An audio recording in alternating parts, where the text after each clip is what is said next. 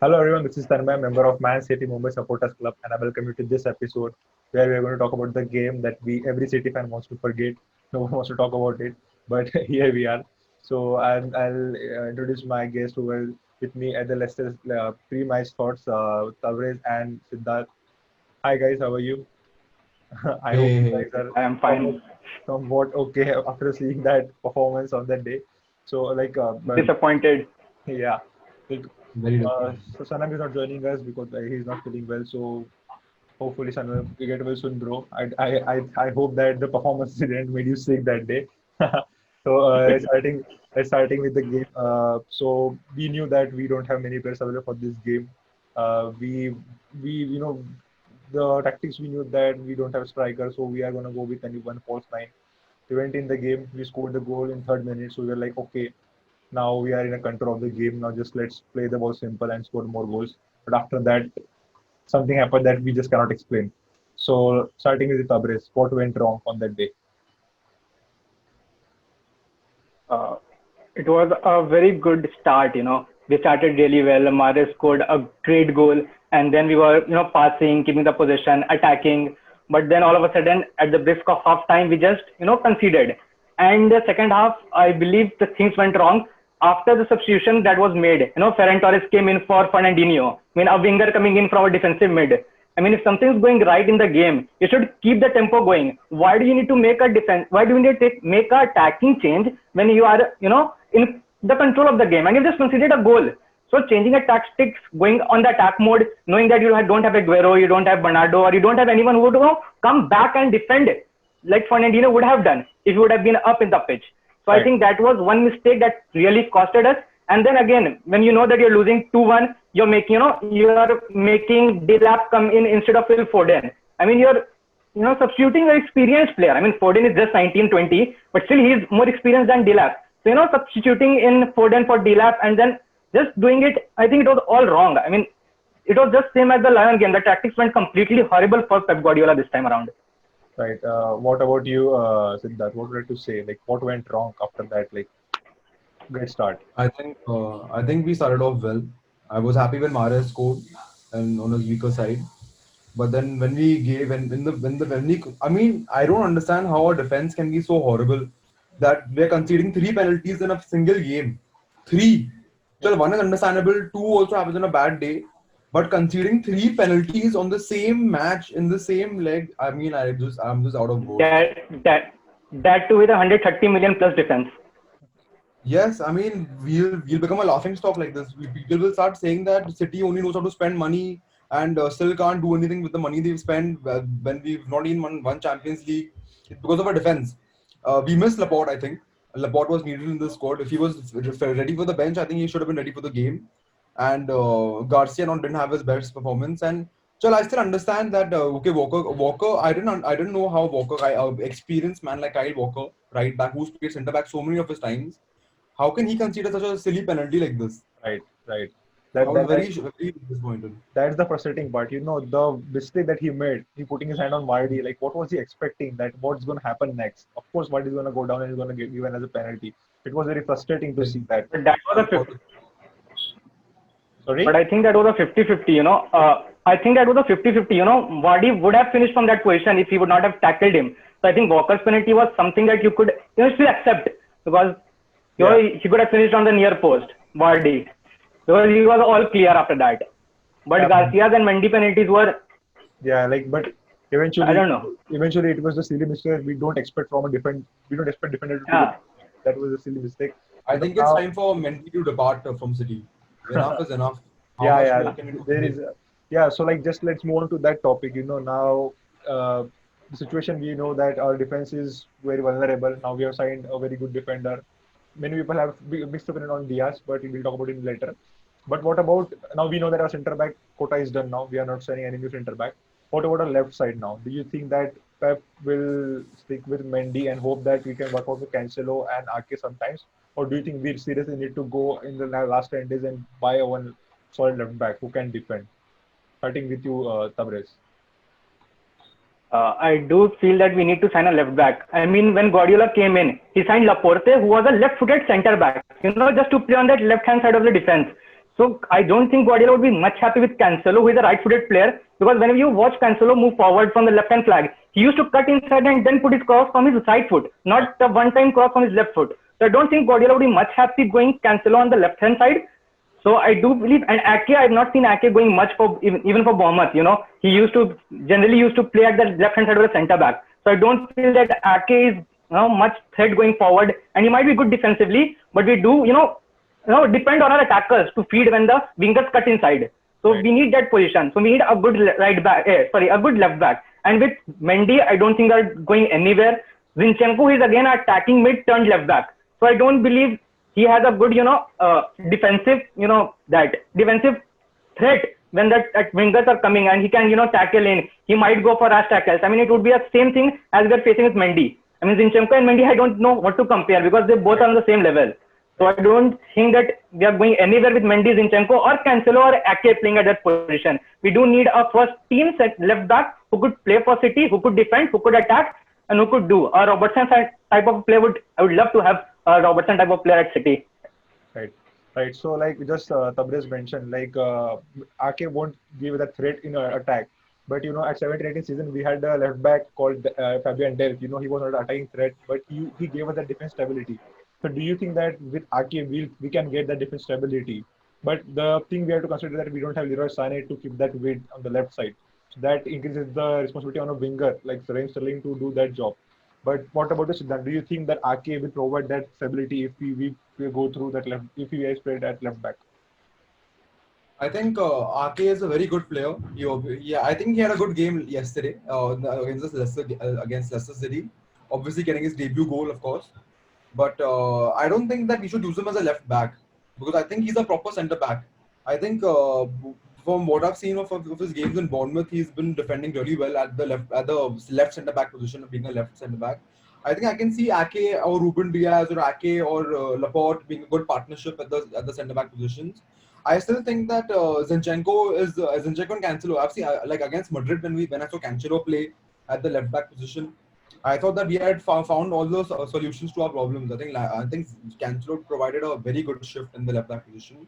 Right. Obviously, offensively, and I agree with Tabrez that he doesn't cross with his left foot, he crosses with his right foot. But the crosses are still beautiful. Like if you see the crosses that he provided for Jesus and Sterling, I think in the game, crosses. Right. And not only if he plays as a left back, he also has a shooting power. He has shooting range in him. So if he can cut inside and shoot from his right foot, then nothing like can score goals in the left back position. That would be great. So I think, and it's not necessary for every team to have a defensive style of a left back. We obviously have a defensive fullback in Walker, but look at Trent Alexander-Arnold. He's on a defensive style fullback. He's attacking. He crosses only, and free kicks. So it's fine if it's not a bad thing if we don't have a defensive style, but we need a good left back, who can do his job. With Mendy, we are nowhere. He is a jack of all trades basically. Right. He knows how to defend also, he knows how to cross also, but he doesn't do anything good. You get what I'm saying? That way, I can see Cancelo or Zinchenko doing a good job at the left back. I don't think we should prioritize the left back position. I think Cancelo or Zinchenko, one of them should be starters because they are very good players at left back position. Right. So now let's just come to our league. Now the position is we are now in a vulnerable position. Right now we're 3 points down. Liverpool are 3 out of 3, and they have played Chelsea and Arsenal. They have played Chelsea and Arsenal. They have got 9 points out of 9. So now just I want to ask, do you agree or do you disagree? Just I'll give a statement. Do you agree or disagree? Do you think that this situation is gonna get worse and worse in future now because we have certain injuries and players not gonna get fit so fast? We have injury for a long time, and now the Leeds game is coming fast, and then we have Arsenal game also. It is after the break. Hopefully, 2 or 3 players come back till that time. But still, do you think that the situation is gonna get worse and worse? Starting with Tabrez. Do you agree or disagree with this? No, I disagree. I completely disagree. I think we're getting 2 or 3 first team players back, and the way we play. And of course, I do trust Pep Guardiola that he might turn things around. So the caliber of a manager he is, I don't have doubt on his capabilities of turning things around. And it's just one match, we just lost one match. And I expect Liverpool to lose 2 or 3 this season. I don't expect them to, go invincible. So I do believe that we can cover this up. It's just the start. But I think, we are, a bit backwards when you consider that Liverpool have defeated, Arsenal and Chelsea, and we have not even, played them. We have just played Leicester, and I don't see Leicester, defeating Liverpool. Yeah. So I do think that we are a bit back, but I don't think that's something to be to be concerned about this early in the season. We of course can make up for the loss that we have just had. Right. What about you, Siddharth? Do you agree or disagree? Like it's a very early place to judge a full season on this one loss, I feel. But I think things can get turned around both ways. If you speak about injuries, yeah, I mean we are very unlucky to have such big injuries in our club right now. But I think our new signings, Ferran Torres and Diaz, if they prove to be fruitful in our team, like if they form the position, if they play really well, then I think it can go either ways. We can win all our remaining games, or we can have some losses. But I'm hoping for the best. I'm hoping that they become really good players under Pep Guardiola, and we need one more big signing. Like one signing is needed. One more, either in the attacking position or in the defensive position. But one big signing is still left to come, I think. And that is going to be the major key part that's going to define our season, I guess. But I'm hoping for the best. I hope we win all the remaining games, and our top 6 games are going to be very crucial as well. If we win them, then I think we can win the season this year. Right.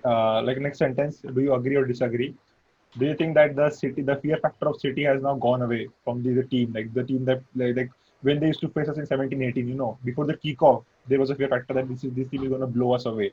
But now teams are more confident against us. They press us high. They try to win the ball against us. So do you agree or disagree with the statement that the fear factor of City has now gone away? Starting with Tabriz. Do you think that? I think I would again disagree with you. Whenever you see, any team sees that they are going to face Man City, I mean, be it commentators or the football pundits or anyone, I mean, they are all saying that, okay, this is Man City, now they can win. On their best day, they can rip you, 7-0, 6-0, 5-0. And we have been doing that on a consistent basis, not this season, but previous season, 2018-19, 17-18, even in 16-17, I think, Guardiola was playing that kind of football where with that team, which Guardiola was not, happy with, we ripped teams 5-0 and 6-0. So I don't think that fear factor would go away. But yeah, the top teams who, can counter on our, possession game, I think they would feel, more confident. So they can, see that, okay, this is Man City, they'll keep the possession. Because against Leicester also, I think we had 72% possession, 17-18 shots. And we were just unlucky to not, score more and, defend well because we conceded more. So I don't think the fear factor would even go away. I think they would still fear because Man City is still one of the top teams. And I don't see this going anywhere, anytime soon. They'll fear us. What about you, Siddharth? Do you agree or disagree with this statement? I completely disagree. I don't think that is the fear factor that's the problem. I think that people have started understanding the managers. Obviously, the managers of the Premier League have started understanding Pep's style of play. That I think they know that a counter to this is pressing high. So like how they figured out how Pep plays, I think they're still scared of facing Man City because of the attacking talent we have. We have players like De Bruyne, we have players like Aguero, Sterling, who've been just scoring goals for fun. But I don't think that they are not scared of us anymore or anything like that. I just think that they know how to beat us. That's what they think, that they know how to beat us. They know how to form a plan that can help them win. But I definitely don't think that they are not scared of us anymore because we are Man City, man. We are not. So, just like you just said, like now the other managers know how to play against Pep. So do you think that Pep should stick with his philosophy, the way he plays, or do you think he should change frequently to get the result? Even if he's playing the team like Leeds, team like Wolves, playing the tough team to beat, So do you think he should change his approach in this game, or do you think he should stick with his philosophy? Starting with Tabriz. So, it's okay. I think we should, stick to our philosophy because that has been helping us, in the previous seasons. It's not that we have played really bad in the previous seasons. It's just that we did not get results on the day we required it. And the teams, obviously they are, pressing hard or doing things, but that can be, tackled with 1 or 2 good defenders who are good with the ball, right? Who can pass well. So I think, when the problem is when Guardiola actually changes the tactics. It's not the other way around. I mean, when he changes the tactics, we are, more, we have more chance of losing the game rather than winning the game. So I think sticking to the philosophy actually helps Man City rather than, changing around, tinkering with the team, playing false nine or, having players play at different positions. So I do think we should stick to the philosophy, the ball passing game, make the pass, do the pass, don't put much crosses. Gameplay. We should stick to that philosophy. Right. What about you, Siddharth? What would you like to say? I think it depends on situation to situation. Like we should take every game as it is on itself. But I wrote Pep is a very stubborn manager. Like he doesn't usually make changes to his philosophy. But I think he should implement that, of course. Like because when we play against Liverpool at Anfield, that time the high press usually never works for us. Right. Because our players are like they've become very scared. I don't know why, because of the atmosphere or what it is. It's a curse. It's a superstition with us. But I think for them, like it's not bad to not play defensively sometimes. But I think he should make these small changes in his team when facing the opponent. Like the philosophy, the base structure of the philosophy to play a beautiful attacking football should remain. But if it should also depend on the situation. Like if you're 2-1 up and it's a risky team that we're playing against who might score anytime, then he should play defensive. Or if the high press is not working, if they're scoring goals on they're putting long balls through the defense's top, then we should not maintain such a high defensive line. Right. So these small changes is where Pep I think lacks out, and he doesn't change them. And he thinks that no, if we stick to this, we will score more goals, and scoring more goals with the opponent will win the game for us. Right. That I think is wrong. Okay. So I think he should change a little bit his philosophy. Is seeing the opponent, how the opponent plays, Right. and stuff.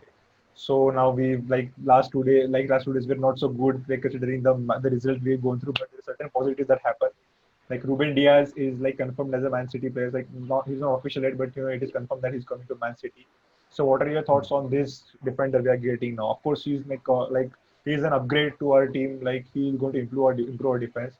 But considering the other options that we were linked with Koulibaly, like we were linked to also Jules Koundé, and we got Diaz. Of course, we have to consider the financial aspect of it also.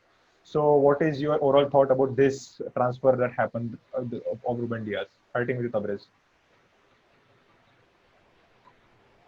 I think I'm very skeptical about this transfer. I mean, he could turn out to be a good player. He could turn out to be a Stones 2.0. We never know with Ruben Diaz because we've not seen him play much. We have not even seen Benfica play much. Even in the Champions League or in the Portuguese league. So we don't know how Ruben Diaz would come and adapt to this Premier League. First, he needs to adapt to the Premier League. Then he needs to see that the teams are very physical here. How he needs to play. He might take time. Right. And with Pep Guardiola, we know that every new signing that he makes, they need 1 year to at least stick around and see what how Man City plays. With every signing, it has been the same story. Mahrez, Sané, Bernardo, whoever. No one got chance to play in the first team very frequently throughout the season. Right. But I do think that Ruben Diaz will get a chance, seeing that how bad our defense is and how much injuries we have. But I'm still skeptical that I don't know what to say of this signing, considering we were linked with Koulibaly, Jimenez, and Koundé. He's also a very good prospect. And then going on and signing Diaz for the same amount of money, we should have spent actually 75 million on Koulibaly rather than spending 50 plus 15 on Otamendi. It is just 10 million. It's not that much considering what we could have got and what we have got right now. So I don't know what to make of this signing. I don't know. What about you, Siddharth?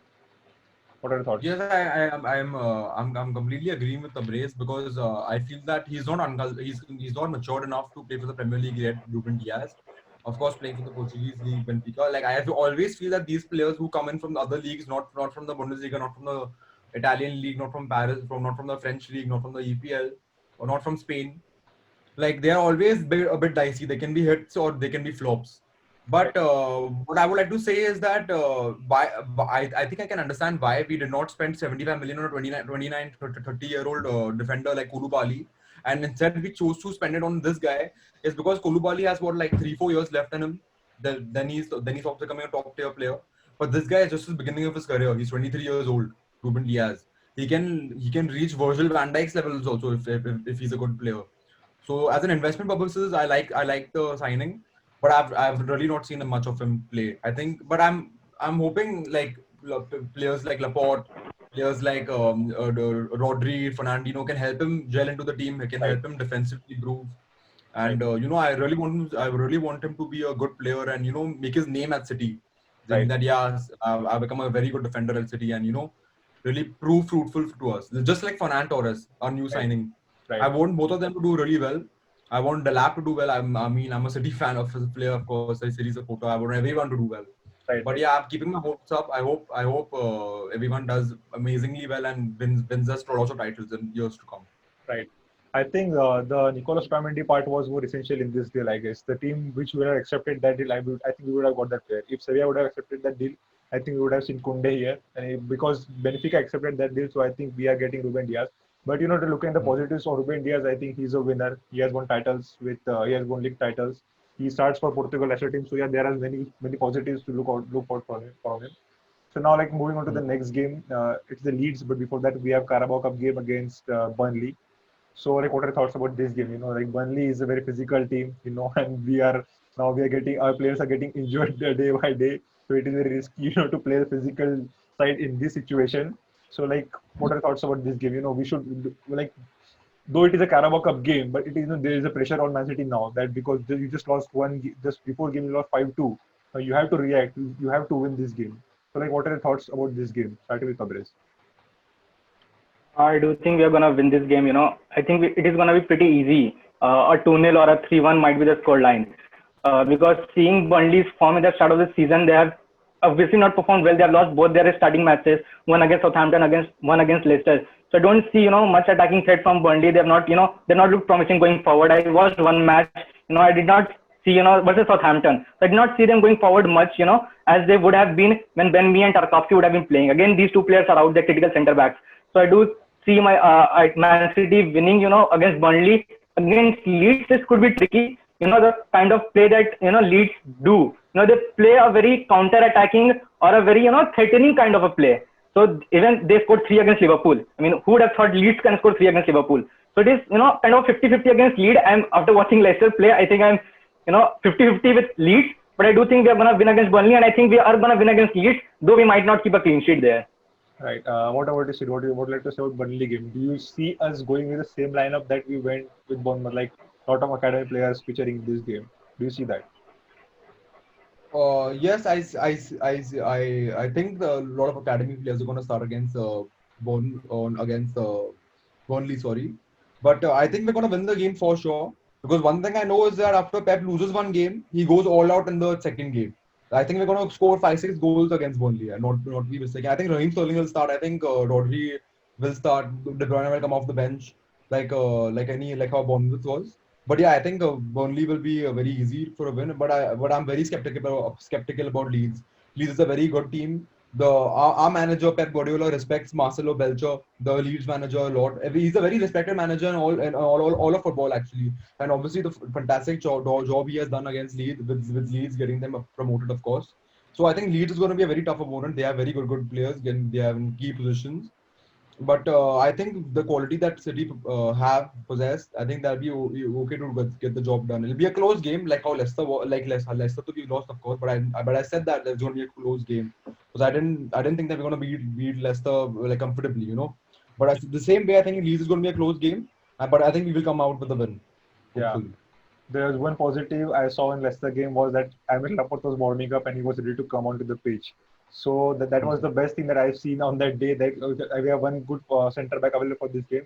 So would like to see him featuring in the Burnley game. Do you think that he should start Burnley game and get that match fitness back to start in Premier League?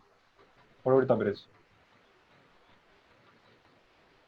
I don't see him starting, he's just, come off an injury and, playing 90 minutes or even 60 minutes for that matter. I don't see Laporte, getting match fitness playing this many minutes. I mean, he had a record, when he came in and then, in the same match he got injured and then he went back again for the next 2-3 weeks. So I don't see, Laporte coming and, starting altogether. I think he might come for the, the last 20 to 25 minutes against Burnley to get the match fitness and then start against Leeds because, Carabao Cup might not be a priority at this point of time and playing against Burnley. I think, Stones or, even Fernandinho at the centre back with, Nathan Ake can do the job there against Burnley. But again, Leeds, I do think that we are prioritizing on the Premier League. So I do think Laporte should start in the Premier League rather than, the Carabao Cup. Okay, what about you, Sid? Would you like to see him start against Burnley? No, I don't see him starting against Burnley either. I think that he should start against Leeds. What I because I mean he'll be tired if he starts the Burnley game, and I think Pep will want full match fitness against Leeds because Leeds is a tough opponent. And yeah, I think Laporte will come on in the Burnley game again for like 10 minutes to 15 minutes or so, just to like see if he's match ready and hopefully doesn't get injured again. And then I see him starting against Leeds. But what I would like to say is that I would not be surprised if Ruben Diaz starts against Bournemouth against the Burnley in the Carabao Cup. I would like to see him start. If he's official today, then I think then he can start on the Burnley game. But I do doubt that there might be some quarantine rules, right? Like if the guy is coming from another country, is he allowed to play? Oh yeah, yeah, I don't know. that I'm just asking. I'm just Yes, asking. 10 days.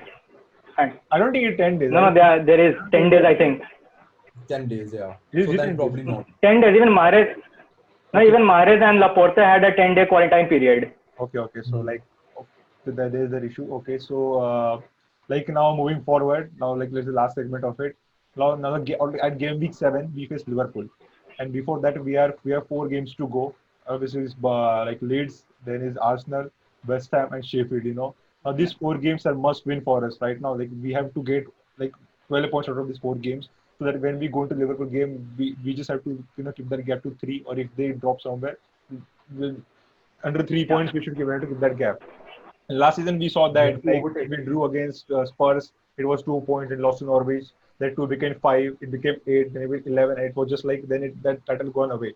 So like how much these next 4 games are important for Man City and especially for Pep Guardiola? Like how important are these 4 games, upcoming games in the Premier League? Starting with Tabriz.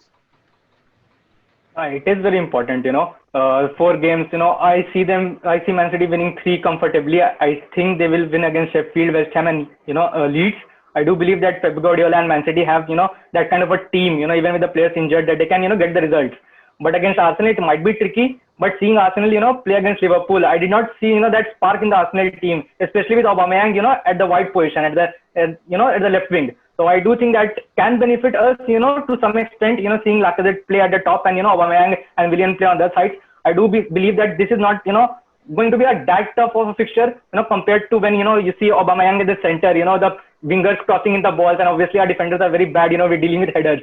And so I do believe that, Aubameyang wide, I think Arsenal could be a tricky game. I'm not saying that, we cannot lose or even we cannot draw against Arsenal, but I do think these 4 games are very crucial going into the Liverpool game, especially seeing that Liverpool fixtures are so good, all the 4 fixtures before they face us, except I think the Everton game. I think Everton could be tricky for, that could be tricky for Liverpool, but I don't see Liverpool, dropping points anywhere else other than that Everton game. So I do believe that we are gonna go, at the back of 3 points gap, and especially when we have 1 point, when we have 1 match left. So it would be eventually it would be 6. So psychologically, even that matters. Seeing that you are 6 points behind the leaders.